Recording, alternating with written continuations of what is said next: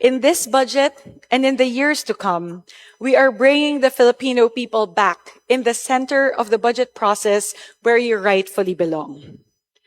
Ang bawat piso ng budget na ito ay galing sa dugo at pawis ng bawat Pilipino.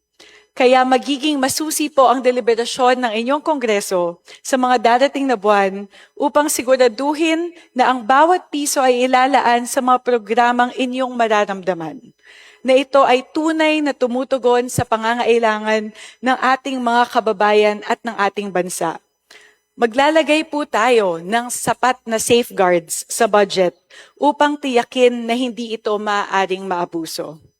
Sisiguraduhin po ng inyong Kongreso na ang budget para sa taong 2027 ay isang budget na inyong mapagkakatiwalaan.